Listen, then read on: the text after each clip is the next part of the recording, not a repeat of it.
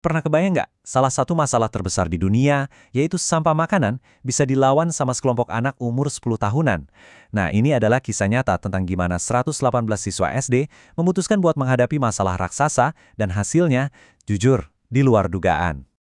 Oke, kita mulai dari angka ini. Coba deh, lihat baik-baik. 17.007 ton. Gede banget kan? Kira-kira ini angka apa ya? Yap, kalian nggak salah dengar. Sebanyak itulah makanan yang dibuang setiap hari di Malaysia. Coba bayangin tumpukan sampah makanan segede gunung yang terus-terusan membusuk dan ngeluarin metana, gas rumah kaca yang puluhan kali lebih bahaya dari karbon dioksida. Jadi ini bukan cuma soal sampah loh, ini krisis iklim yang terjadi di depan mata kita. Skala masalahnya emang tingkat nasional, bahkan global. Tapi, untuk bisa paham solusinya, kita perlu persempit dulu skalanya, ke satu tempat di mana perubahan nyata itu dimulai. Nah, ini dia pertanyaan yang bikin banyak orang mungkin mikir, aduh, nyerah aja deh. Bahkan sebelum mulai. Rasanya mustahil banget kan?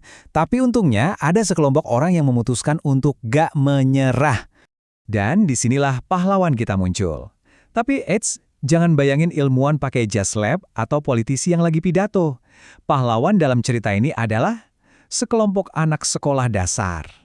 Jadi, dari masalah super besar 17.000 ton, kita sekarang fokus ke satu sekolah aja, yang tiap hari menghasilkan 300 kg sampah makanan. Tiba-tiba masalahnya jadi lebih nyata, lebih bisa dipegang kan? Disinilah misinya dimulai. Oke, kenalan dulu sama timnya. 118 siswa dari klub STEM dan lingkungan yang dibimbing sama guru-guru dan para ahli dari universitas. Misi mereka, mengubah sekolah mereka selama 8 bulan ke depan.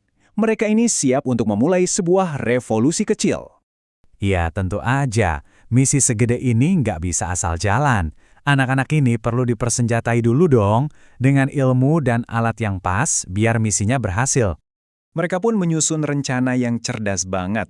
Jadi ini bukan cuma soal bilang, jangan buang makanan ya. Enggak, mereka bikin sistem yang punya 3 pilar utama. Pertama, edukasi buat ningkatin kesadaran. Kedua, pengurangan sampah langsung dari sumbernya. Dan ketiga, mengubah sisa makanan jadi kompos yang berguna. Nah, salah satu senjata rahasia mereka itu namanya mikroorganisme efektif atau disingkat EM. Anggap aja ini semacam booster super buat bikin kompos. Isinya itu kumpulan mikroba baik yang bisa bikin sampah organik terurai jauh lebih cepat. Dan ini cara mereka pakainya. Dengan metode yang lebih canggih ini, sampah dikeringkan dulu, baru dicampur IM, mereka berhasil memotong waktu bikin kompos dari yang tadinya berbulan-bulan, jadi kurang dari sebulan. Ini benar-benar terobosan. Tapi teknologi aja kan nggak cukup. Misi ini juga soal mengubah kebiasaan. Nah, disinilah anak-anak ini dikasih tanggung jawab besar. Mereka jadi penjaga tanpa sampah, tugasnya memantau sisa makanan, dan secara aktif ngajak teman-temannya buat berubah. Jadi mereka udah punya rencana, udah latihan, udah semangat banget. Tapi pertanyaannya, setelah 8 bulan kerja keras, apakah semua itu ada hasilnya? Oh, ada banget. Dan hasilnya luar biasa. Coba lihat ini. Dari 3 tong sampah gede yang biasanya penuh melulu, sekarang jadi cuma 1. Itu artinya mereka berhasil motong sampah 2/3. Bayangin deh kalau tiap sekolah bisa kayak gini. Tapi mungkin ya, perubahan terbesarnya itu bukan diukur pakai kilogram, tapi di dalam pikiran mereka. Lebih dari 90% siswa sekarang ngaku merasa bersalah kalau buang makanan. Itu bukan lagi sekedar tahu, tapi udah masuk ke hati. Data surveinya juga mengonfirmasi hal ini. Lihat deh, mayoritas anak-anak sekarang bukan cuma habisin makanan mereka, tapi mereka benar-benar sadar kalau buang makanan itu kebiasaan jelek. Misi ini sukses menanamkan rasa tanggung jawab pribadi. Dan kesadaran ini nggak berhenti di diri mereka sendiri. Anak-anak ini jadi lebih peka secara sosial. Mereka jadi kesel kalau lihat orang lain buang makanan. Bukan karena mau menghakimi ya, tapi karena mereka ngerti gambaran besarnya, bahwa di luar sana banyak orang yang kelaparan. Ini pertanyaan penting loh. Merasa bersalah itu satu hal, tapi apa itu selalu jadi tindakan yang konsisten? Nah, data surveinya nunjukin ada sisi lain yang menarik. Ini temuan yang menarik banget. Waktu ditanya, kamu misahin sampah di rumah nggak? Cuma 25% yang jawab iya. Tapi, waktu pertanyaannya diubah dikit, dibingkai dalam konteks dampak lingkungan, angkanya loncat jadi 65%. Ini nunjukin apa?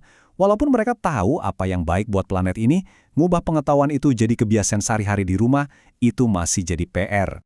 Jadi, apa nih pelajaran penting yang bisa kita ambil dari misi luar biasa ini? Apa yang bisa kita semua petik dari 118 pejuang sampah cilik ini? Pada akhirnya, pelajaran terpenting mungkin datang langsung dari salah satu siswa ini sendiri. Pesannya simple, jujur, tapi dalam banget. Ini inti dari apa yang mereka pelajari dan apa yang mereka pengen kasih tahu ke seluruh dunia. Jadi, apa sih rahasianya? Ini bukan sulap loh, ini adalah hasil dari strategi cerdas yang bisa ditiru di mana aja. Kuncinya itu, belajar sambil praktek, kasih mereka rasa memiliki, kolaborasi yang solid, dan yang penting, bikin hasil dari tindakan mereka tuh kelihatan nyata setiap hari. Dan ternyata, dunia juga merhatiin loh, proyek yang awalnya cuma di satu sekolah ini jadi model inspirasi yang diakui secara internasional. Anak-anak ini bukan cuma ngurangin sampah, mereka nunjukin ke dunia apa yang mungkin dilakukan. Dan pertanyaan itulah yang mau saya tinggalkan buat kalian. Cerita ini kan bukan cuma soal sampah makanan. Ini soal kekuatan pemberdayaan, pendidikan, dan aksi bareng-bareng. Ini bukti bahwa pahlawan terbesar itu kadang-kadang justru yang paling muda di antara kita.